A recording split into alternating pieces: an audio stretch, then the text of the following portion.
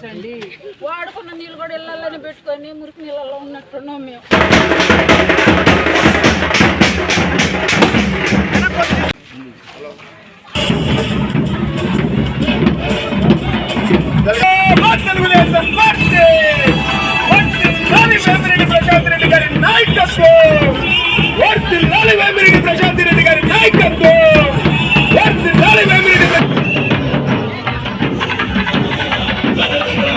ఈ కార్యక్రమాన్ని ఇంత దిగ్విజయంగా ఏర్పాటు చేసిన తెలుగుదేశం నాయకులు, కార్యకర్తలు, బీజేపీ నాయకులు, జన సైనికులకి అందరికీ నా వందనాలు.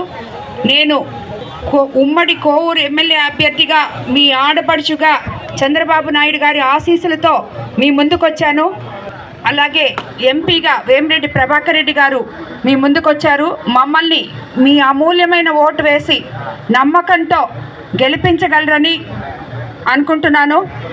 మీ అందరికీ ఒకటే చెప్తున్నాను, పక్కా ఇళ్ళు అయితేనేమి, రోడ్లు అయితేనేమి, డ్రైనేజ్ వ్యవస్థ అయితేనేమి, తాగునీటి సమస్య అయితేనేమి, శ్మశాన వాటికైతేనేమి, ఇవన్నీ చాలా చెప్పారు. బ్రిడ్జ్లు, లింక్ రోడ్లు ఇవన్నీ కూడా చెప్పారు.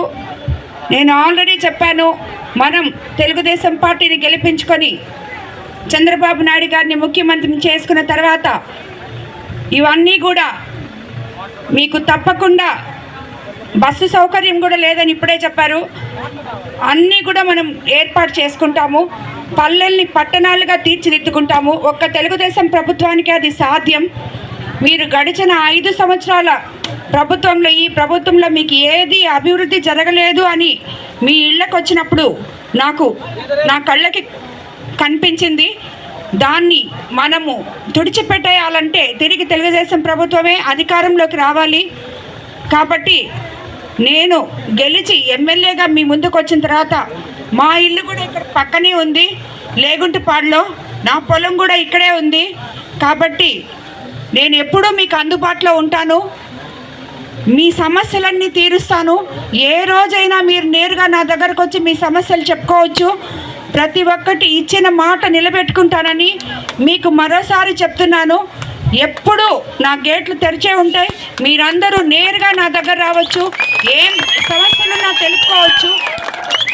కాబట్టి మీరందరూ కూడా ఇంత అభిమానం చూపించారు. మీ అభిమానం నేను మర్చిపోను.